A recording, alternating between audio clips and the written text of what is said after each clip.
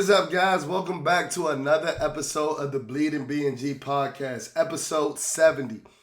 And, hey, man, what can I say? This is going to be a jovial, this is going to be an exuberant, this is going to be a lit episode. I don't really know what other way to put it because I finally saw my team produce what I expected them to produce. So, this is a recap episode after Washington packed up. They packed up them Green Bay Packers 23-21. So that's going to be the title of this episode. We're going to call it Pack 'em Up because that's what my Washington Commanders did to Aaron Rodgers and the Green Bay Packers yesterday. So to give you a timestamp as I do for every episode, today is Monday, October the 25th, I believe. October the 25th. And it's a day after the Washington Commanders beat the Green Bay Packers 23-21. And we're just here to give you a recap as we do always for every episode. Let me pause that. Let me scratch that. As you guys might know, we actually missed the Chicago Bears episode. But, that with it just being a Thursday game, it kind of threw off our week. I ended up getting sick. I was going to do a recap episode on Saturday after. I ended up getting sick and things like that. And honestly, all wins are wins, but after that Chicago Bear win, there wasn't much to be potted about, even though it was a win.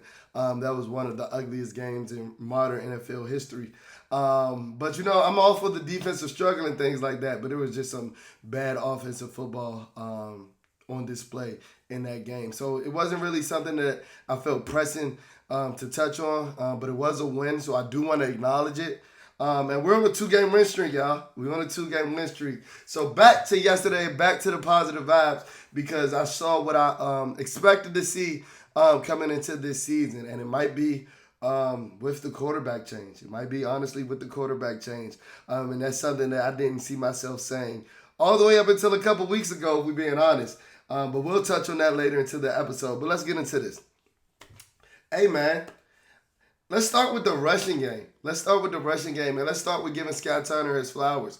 I was big early last year, or early in the last couple of seasons, and early this year on, Scott Turner. I was an advocate for Scott Turner. I thought that, early in his tenure with the Washington football team in 2020 and 2021, he showed an ability to game plan week through week. But I did get frustrated with his inability to make in-game adjustments this season, with some of our horrid offensive line play and things like that, with, the statue known as Carson Wentz standing in the backfield, in the pocket, and we call it for shot plays and deep drop back passes and things like that. But, Scott, I got to give you flowers, man. You stuck to the run game. We had 166 yards. It's almost like Scott Turner, the light bulb went off in Scott Turner's head that he can use both Antonio Gibson and both Brian Robinson at the same time. And I hate to say it because, we haven't been the highest on Antonio Gibson as far as a natural runner. I've never taken anything away from Antonio Gibson as far as being a dynamic playmaker and things like that. But Antonio Gibson's the most dynamic player on this offense throughout the course of this season. Now, he wasn't the best player in that game. He wasn't the best offensive player in the game. And as you can tell by the jersey that I'm wearing, if you're watching this on YouTube, you can probably get to what I'm going to touch on in that point later in the episode. But Antonio Gibson, even in the Chicago game, good things happen when you find ways to get Antonio Gibson the ball. Scratch that. Good things happen when you find creative ways to get Antonio Gibson the ball. He averaged 26 yards as a kick returner yesterday. I don't know why he wasn't on that last kick return before the last drive after Green Bay scored their second touchdown. But he's showing a different gear. I don't know if you guys are seeing it, but I told you guys before last season. I hate to be the guy to say, I told you so, even though that's often the case over here at BnG. But I told you guys last year that it looked like Antonio had put on some bad weight since entering the NFL. He didn't even seem to have the same body type as the explosive, returner, Swiss Army knife weapon that we saw coming out of Memphis. He had the explosiveness coming out of the combine with a 4.39 40, and he had that 230 pound frame.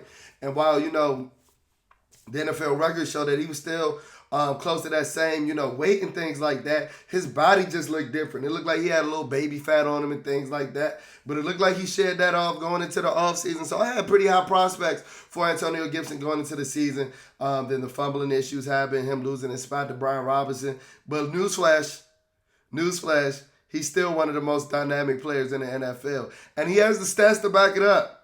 I'll give the guys over Craig Hoffman and Logan Paulson a shout out. They had a very interesting nugget that I was listening to driving over to the game yesterday. They said that Antonio Gibson is looking to be one of 5 running backs since 2000 to have 1,000 scrimmage yards in their first 4 seasons, with the other 4 being Saquon Barkley. No, not Saquon Barkley, excuse me. LaDainian Tomlinson. Who else was it? Adrian Peterson, Chris Johnson, and Maurice Jones-Drew. So that's amazing. That's amazing company to be a part of, and we don't normally look at Antonio Gibson. And I'm going to speak on us as a fan base as a whole, myself included. And I think some of the fumbling issues kind of skewed our view of what Antonio Gibson is really is.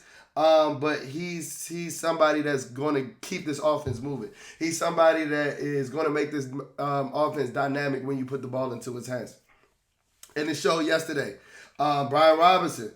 I was a little skeptical of the Brian Robinson. It looked like, he didn't have his legs back in the Tennessee game and the Chicago game, which is understandably so, coming back from being shot in the knee twice. But, I'd be remiss to say that. I even tweeted it out. I was like, Brian Robinson is looking a little slow. And I'm not saying that not knowing, what was going on and things like that. It's just an observation. It looked to me that he didn't have his explosiveness that he had coming out of the draft and, early in training camp, early in the preseason, and it wasn't like he was already the most explosive back. Brian Robinson, what he was getting praised for coming out of the draft and coming out of Alabama, is that he's a 6'2", 230-pound sledgehammer that isn't going to fall backwards. So it wasn't necessarily like I was looking for him to have eye-popping or page-jumping off the screen type speed. He just looked a tad bit sluggish to me. But it looked like he picked it up in the second half. And throughout the game this week, he had that big run that, they tried to call a fumble on that got Washington down in the red zone. He showed some explosiveness on there. He had another big run, and he showed some ability with 2 receptions for 13 yards to go along with his 78 yards rushing. We stuck with the run. And I know my young, innovative football fans, myself included, we want to see the fireworks. We want to see the explosion. We want to see our team putting up 30 week in and week out. But simply at this point, without the quarterback of the future, without the franchise quarterback in play, we're not going to get that week in and week out. So we can let go of that dream. And I will give it up to old paddleboat Ron, antiquated ass, because he said this a long time ago. He said this in 2020, and he said this in 2021. The way that we're going to win games with this roster that's constructed is running the ball and with ball control. But it's almost like they forgot that, and they had to, prove themselves right with Carson Wentz. But they stuck with the run today. They possessed the ball for 12 minutes out of the 15 minutes in the third quarter, keeping the ball out of the GOAT Aaron Rodgers' hands. And that's how you're going to win games when you don't have a franchise quarterback that's going to guarantee you to put up points week in and week out. It just is what it is. There's no shade of Taylor Heineke, because we will touch on Taylor Heineke. He played an amazing second half yesterday. He played a garbage first half. But the type of quarterback play that Taylor Heineke gave you, along with the play calling that Scott Turner gave you yesterday, the calls that he was calling yesterday, it allowed you to play above the sticks. We were 8 for 17 on third downs. Shit, that's 8 and 7 more third downs that we've been getting in the last couple weeks with Carson Wentz.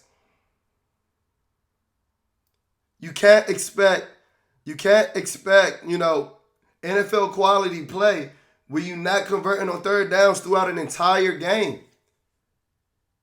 That's the result of your defense getting tired and getting worn out. No matter how good they play, you're getting 3 and outs, back to back to back. And that's what it was looking like for the last couple of weeks as a Washington Commander fan with Carson Wentz at the helm. Just being honest. But now we got a guy that can move a little bit in the pocket. Don't get me wrong, he still has the most noodleest of noodleist arms. He has no zip on these passes. But guess what? When you're playing above the sticks, when you're playing in front of the sticks, you don't need to take as many chances. So we're going to always be in a dogfight. We're going to always be in a dogfight, win, lose, especially with Taylor Heineke at the helm, because he has the moxie, he has the heart to not let us quit. And that's one thing that I give him the edge over Carson Wentz any day. Last couple of weeks when Carson was behind there, in the Chicago Bear game included, that I didn't record on, he was shook in that pocket. Carson Wentz is damaged goods, and he knows it. He don't leave the pocket. His back, his knee, his ankle, his foot, his hand, everything hurt. Carson Wentz is the oldest 29-year-old I've ever seen.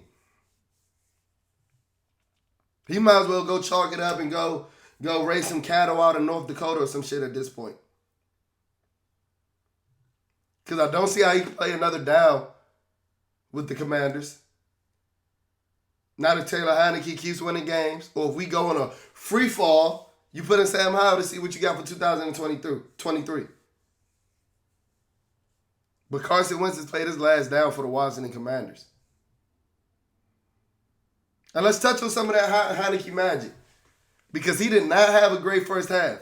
Matter of fact, I don't think he had a completion. in the first quarter. And I'll go ahead, you go ahead, pull up the tweets. I said, man, this offense is so elementary, because that's before Scott Turner got in his bag. That was before Scott Turner got in his bag yesterday. We saw a Wildcat with former college quarterback Armani Rogers there. I was like, okay, Scott. And it's almost as if after that play call, everything opened up. It was almost like Scott was like, all right, we got this. We can do this. And if anything, if that didn't tell you anything, it told me that Scott Turner has way more faith in Taylor Heineke than he did in Carson Wentz. And it also leads me to believe to the question with that ESPN report that came out a couple weeks ago before, I think it was the Eagles game. Maybe the Eagles game or before the Chicago Bear game. It was before the Chicago Bear game. Was this coaching staff the ones that actually wanted to bring Carson Wentz in? Or was it the owner's call? I think we're going to get our answer as we go deeper and deeper into the season. I think we're getting closer to our answer as we looked up to the lead up to this week, when a lot of reports coming out to the national media, because that's who our coaching staff seems to really like to give their nuggets to. That the offense, the playbook was going to open up more with Taylor Heineke, even though y'all told me that was going to happen when we signed Carson Wentz. So I don't know what to believe. I honestly think that they believe that it'll open up more with Carson Wentz. With Taylor Heineke. We saw it yesterday. We had two running backs on the field for the first time since I don't know when. I think that was the first time we got that look all season. As I mentioned, Taylor Heineke played horrible in the first half. That pick six was so late, I wouldn't tell my high school freshman quarterback to make that throw. Especially when you got a noodle arm. Especially when you have a noodle arm. There were multiple other passes that he threw that could have got picked off. He missed Terry McLaurin twice in the first half for big gains on a shallow crosser and a dig. But they made up for it in the second half. Trust me, yes, they did. And I'll get to that as well. But for as bad as Taylor Heineke played in the first half, he played just as good in the second half. And if you look at the numbers, he ended up ultimately outdueling Aaron Rodgers. Now, I know a lot of that had to do with our defense, and that's a testament to our defense, and I'll touch on them a little later. But we like to hype everything up as duels, as battles, as war and things like that, especially with football is concerned in football culture. Taylor Heineke outdueled Aaron Rodgers yesterday. I don't know how I would have said the same if Carson Wentz was behind center yesterday. I don't know if I could have said the same. We see the memes all over Instagram, TikTok, Twitter, and things like that about I got that dog in me or they got that dog in them. Taylor Heineke might not be the most talented quarterback. I'm not saying that by any means. But one thing Taylor Heineke got that dog in him for sure. No matter how many lollipop balls, no matter how many YOLO balls, no matter how many receivers he get killed, he going to keep fighting to the end. He's going to keep fighting to the end. And I couldn't, like I said, I could not say the same with Carrot Top behind center. I could not say the same with Carrot Top behind center. Prince Harry was losing me.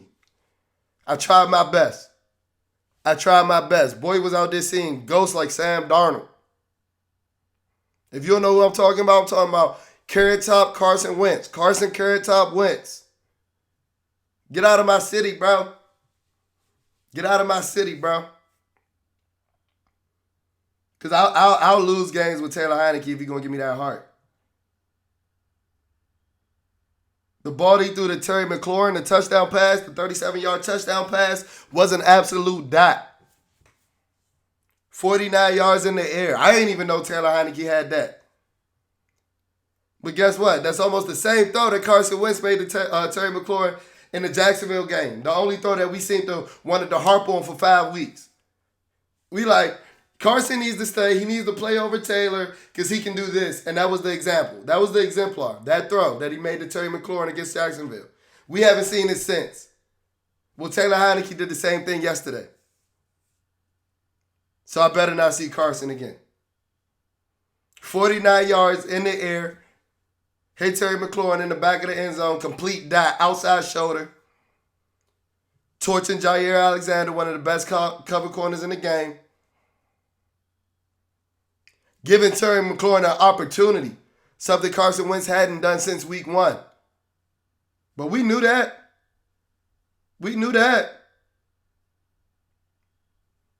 Taylor Heineke doesn't freeze his receivers out like Carson Wentz. Maybe that's why Alshon Jeffrey wanted to smack the shit out of Carson Wentz in Philly. I see why now. I see why. Bro just be forgetting his best receivers are on his team for whole halves. Like, what the hell?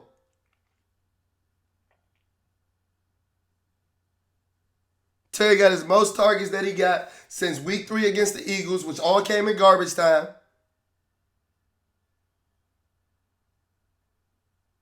Because I think Taylor Heineke just has the simple rationale of knowing that you need to get your playmakers the ball. Something that Carson Wentz just simply doesn't have. Carson Wentz's football IQ is so shitty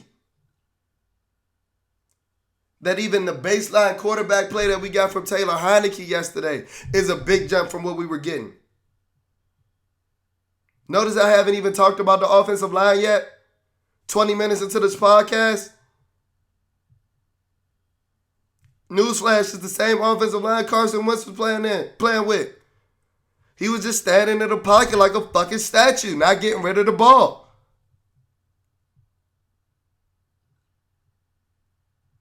Like, I just can't get with, we kept the same guys there. We made one change at one position.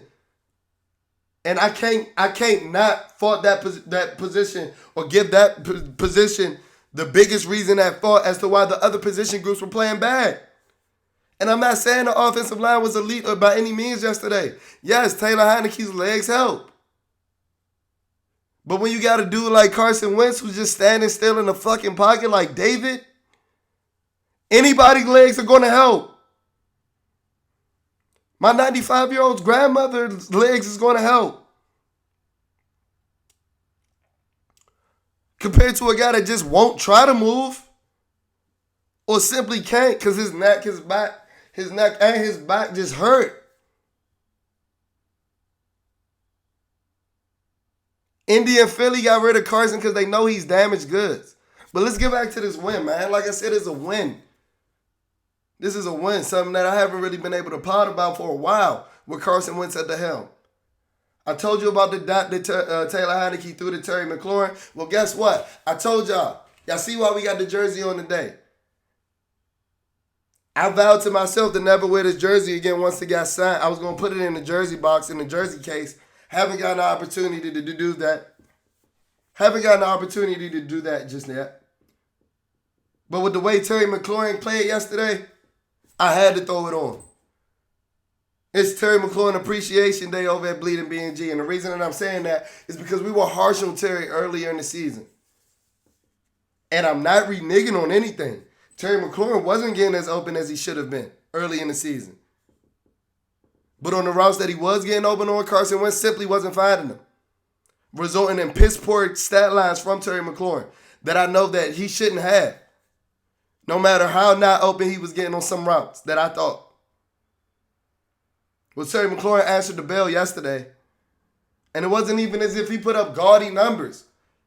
Because a lot of my fans of other teams across the NFL like, man, you amping Terry. You amping Terry. The man put up 5 receptions for 73 yards. That's an okay game. Yeah, but guess what? He did it with Jair Alexander following him all game. All game. The highest paid corner in the NFL. One of the elites. The dude that held Garrett Wilson at 0 receptions with 0 yards last week.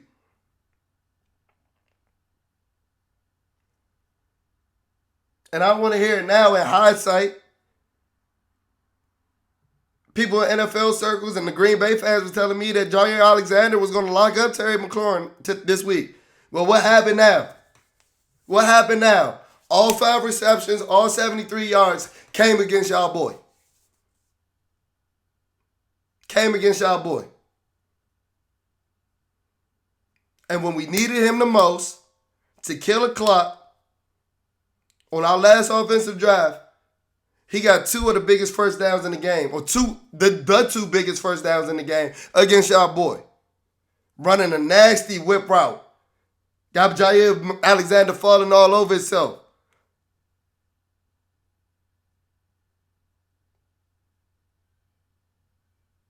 Then, hey man, did Taylor Heineke complete a deep comeback to the wide side of the field on that last play? The noodle on Taylor Heineke? That's what happens when you give your dogs a chance, though. If you look at the way Terry McLaurin attacked that ball, wasn't nobody else getting it. I don't care how good Jair Alexander is. 2009, Darrelle Revis. 1991, Deion Sanders was not stopping Terry McLaurin from getting that ball.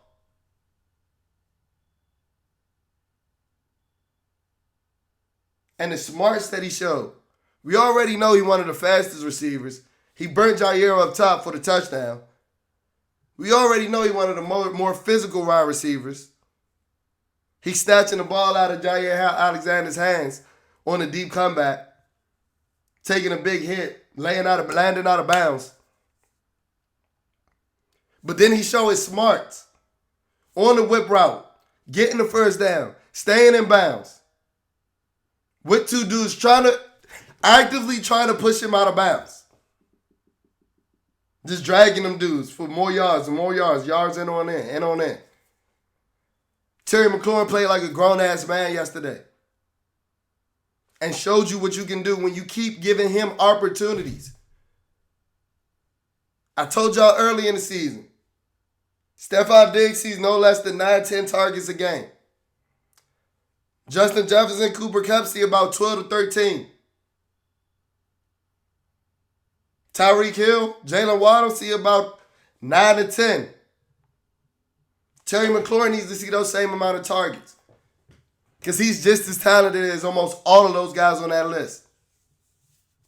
It just is what it is. And if you want to keep winning games,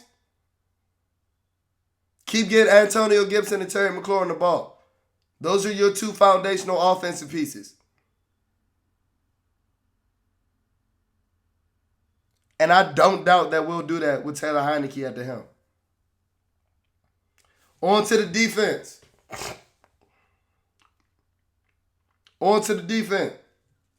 I'll be remiss to not talk about the defense. Jack Del Rio's unit has stepped up over the course of the last month, really.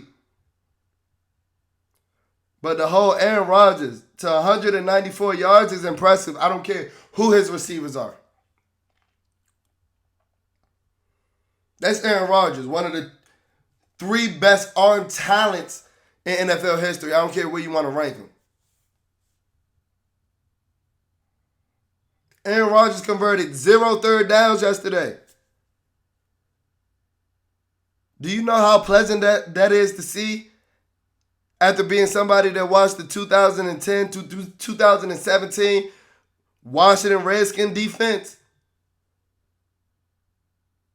some of the worst defenses of all time historically on third down. I don't think I would ever saw the day that my defense allowed 0 third down conversions, especially to the GOAT Aaron Rodgers. Especially to Aaron Rodgers. I can't do nothing but to applaud these men. And as it does always, it starts with the defensive line. The Packers have two-headed running back, monster, that they like to claim, and A.J. Dillon and Aaron Jones. They couldn't get anything going yesterday. I think Aaron Jones finished like 28 rushing yards. A.J. Dillon had like 14. They couldn't get anything going yesterday. And I know I said it starts with the defensive line, but Jamin Davis arguably played his best game as a pro yesterday. Because Green Bay was trying to get Aaron Jones going. The first play they ran was an 8-yard pitch to the right, but I'm here to tell you, those plays would have been a lot bigger if Jamin Davis wasn't the freak athlete running a 4.3 that he does.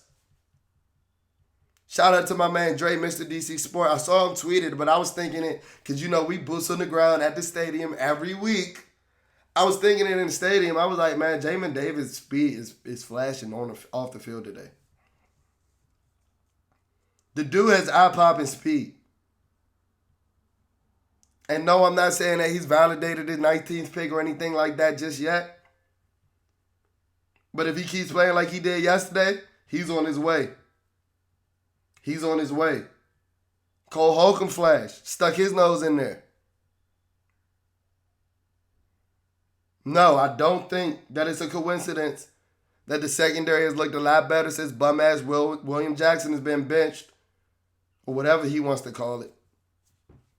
Injury reserve. I don't know. What do you want to call it? I like Ricard Wildgoose in the slot. He seems to have the athleticism to hold up.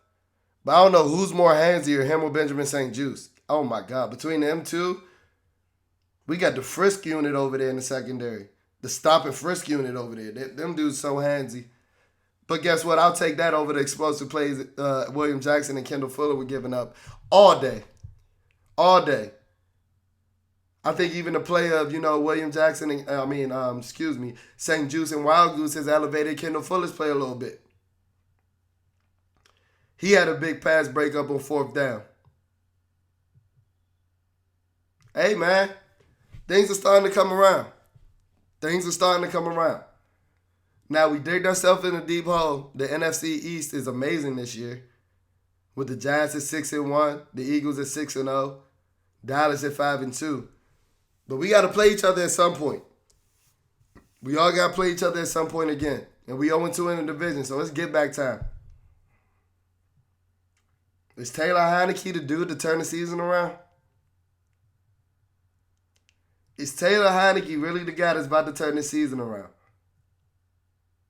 I don't know, man. I don't know. And lastly, I'll be remiss to not talk about Tressway. I don't know what it's done. Tressway he must have a ball magnet. I don't know. He must put some Tressway sprinkle dust on the ball every time he punt. Because Tressway got 3-month punts in the last 2 weeks. At some point, it's got to be something that he's doing.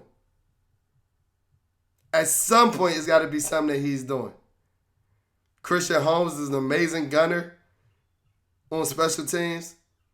Troy Apke who? Percy Butler. We won in all 3 phases of the game yesterday. That's even with a missed field goal. And when you do that, you're going to win more football games than you lose. So I'm excited, man. We got Indianapolis Colts up next. I know it was looking to be the Carson Wentz returns to Indy game. We're not going to get that. Hey, we may get some Dan Snyder, Jim Irsay fisticuffs at the 50-yard line. Pay-per-view. I'll pay to see that. I'll pay to see that after Jim Irsay's comments over the course of the last week. That might be the new biggest storyline going into that game. Let me know in the comments who you got in a fight. Who you got in a fist fight?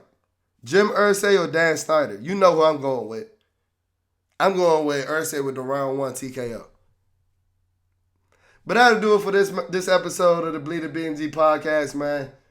Hey, I told you it was going to be juvie. I told you it was going to be lit. And guess what? If we keep winning games like this, I don't know why we going to stop.